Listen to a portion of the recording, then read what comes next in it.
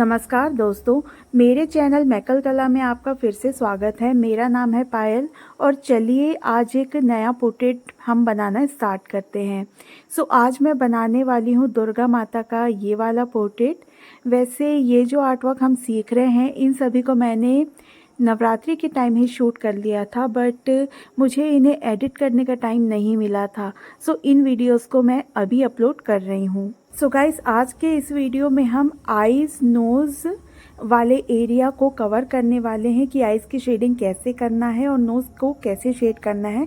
आज मैं आपको ये बताने वाली हूँ। बट गाइस, अगर आपको इसी के साथ चारकोल आर्ट बनाना सीखना है, आप एक अच्छे चारकोल आर्टिस्ट बनना चाहते हैं, अगर आप एक बिगिनर आर्टिस्ट हैं और आप चाहते हैं कि आपका जो ये बेसिक सा आर्ट वर्क होता है ना, ये एक हाइपर रियलिस्टिक पोर्ट्रेट में कन्वर्ट हो पाए, तो आपको मेरा कोर्स ज़रूर ज्वाइन करना चाहिए।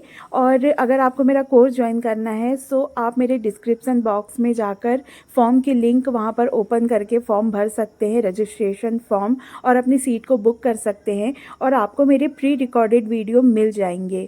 आपको वहाँ पर जाना है और वहाँ पर मेरे व्हाट्सएप की भी लिंक दी हुई है। आप जाकर मेरा व्हाट्सएप ग्रुप ज्वाइन कर सकते हैं और उसके बाद फिर मैं आपको कांटेक्ट करूँगी एंड देन आप मेरा कोर्स ज्वाइन करके एक अच्छे चारकोल आर्टिस्ट बन सकते हैं।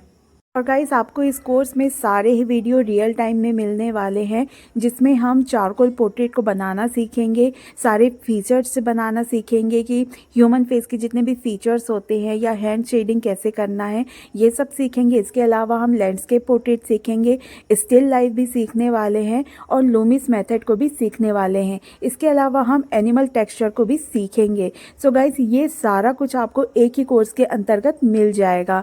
गाइस, अगर आप एक चारकोल आर्टिस्ट बनने में इंटरेस्ट लेना चाहते हैं आप मेरे कोर्स को जरूर ज्वाइन कीजिए। या फिर गाइस, आप अपना खुद का एक कमीशन आर्ट वर्क बनवाना चाहते हैं या फिर आप अपने किसी लव पर्सन का एक कमीशन पोर्ट्रेट बनवाना चाहते हैं तो आप मेरा गूगल फॉर्म भर सकते हैं और मुझसे कांटेक्ट कर सकते हैं।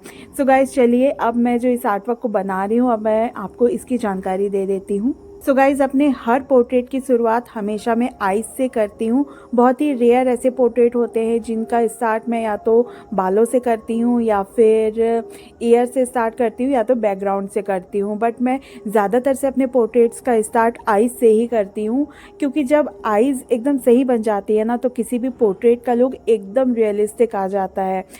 हमें ध्यान ये रखना है किसी भी पोर्ट्रेट को बनाने में कि जितने भी फीचर्स हैं हम पहले उन्हें बना लें, उसके बाद बाकी चीज़ों की शेडिंग करें। गाइज, यहाँ पर सबसे पहले मैंने आइज को शेड किया है। आइज की जो शेडिंग होती है ना वो थोड़ी सी कॉम्प्लिकेटेड होती है। एज यू नो कि अगर हमारी आइज़ ही बिगड़ जाएंगी तो हमारा बाकी का पोर्ट्रेट भी बिगड़ जाएगा। आइज़ की शेडिंग के लिए जितने भी डार्क लाइंस होती है ना पहले मैंने उन्हें बनाया है।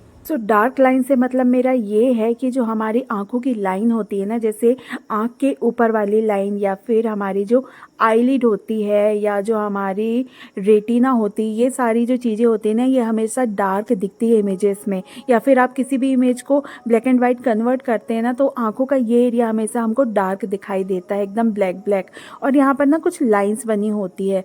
इस जगह पर मैंने पेंसिल को यूज़ किया है, चारकोल पेंसिल को। सबसे पहले मैंने यहाँ पर मीडियम पेंसिल को यूज़ किया है। एज वी नो कि चारकोल पेंसिल 3 तरह की आती है, एक आती है हार्ड, एक आती है सॉफ्ट और एक आती है मीडियम। जितनी भी डार्क लाइंस होती है ना और एकदम क्रिस्प लाइन होती है, क्रिस्प यानी कि जो पेंसिल से जो भी हम स्ट्रोक्स मारते हैं ना वो क्रिस्प स्ट्रोक्स होते हैं।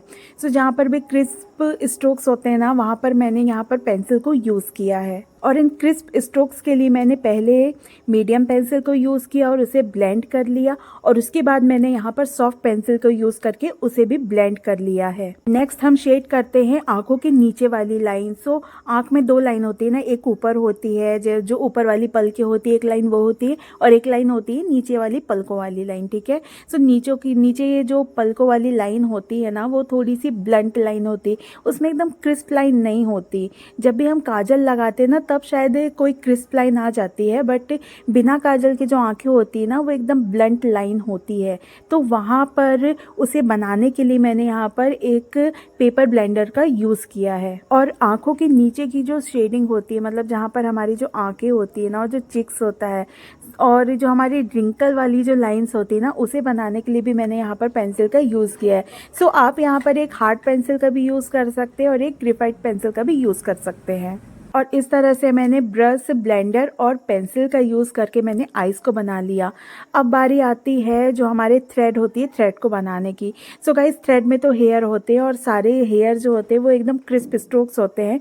सो इन्हें बनाने के लिए हमें यूज़ करना है एक मीडियम पेंसिल, और मीडियम पेंसिल को ब्लेंड करने के बाद हमें वहाँ पर एक सॉफ्ट पेंसिल को यूज़ करना है। और अब बारी आती है नोज़ को शेड करने की। सो नोज़ का जो कनेक्शन होता है ना, उसकी सीधी लाइन हाँ जाती है हमारे थ्रेड तक, ठीक है।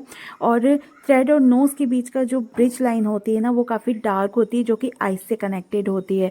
सो उस एरिया को तो हमें सबसे पहले डार्क करना ही करना है, और उसी लाइन को सीधे खींचते खींचते हमें नोज़ का जो पॉइंट होता है ना, सामने का जो पॉइंट होता है वो सर्कल वाला पॉइंट होता है। तो सर्कल वाले पॉइंट तक उस ब्रिज को हमें लाते लाते उसे कनेक्ट कर देना है। सो इस तरह से आप नोज़ के सीधी वाली जो लाइन होती है ना, उसे आप इजीली बिल्ड कर सकते हैं।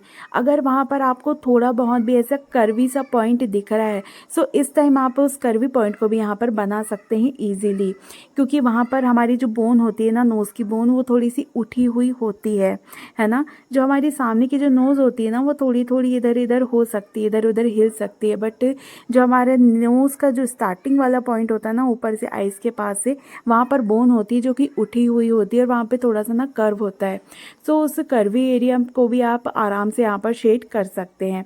अब बारी आती है नोस्ट्रिल की। सो जो नोस्ट्रिल होती है ना, वो तो सबसे ईजी होता है, बस वो डार्क होता है, काला होता है। सो वहाँ पर हमें सॉफ्ट पेंसिल को चला देना है और उसे बस शेड कर देना है। सो अभी मैं यहाँ पर फिनिशिंग के लिए आईज़ की छोटी मोटी डिटेलिंग को ऐड कर रही हूँ, और अभी मैं यहाँ पर आई लैशेज़ को भी बनाऊँगी। और आई लैशेज़ को बनाना तो बहुत ही ज़्यादा इजी होता है, क्योंकि यहाँ पर क्रिस्प स्ट्रोक्स होते हैं। सो हम इजीली इन्हें किसी भी पेंसिल से बना सकते हैं। अगर लाइट है तो आप मीडियम से बनाएं, और अगर डार्क है तो आप वहाँ पर सॉफ्ट पेंसिल का यूज़ करें। सो इस तरह से हमारी आईज़ और नोज़ बनकर अभी रेडी है। और अभी इसके आगे का पार्ट में मैं आपको फेस को कैसे शेड करना है ये बताऊँगी। सो मैं मिलती हूँ आपसे नेक्स्ट वीडियो में। बाय।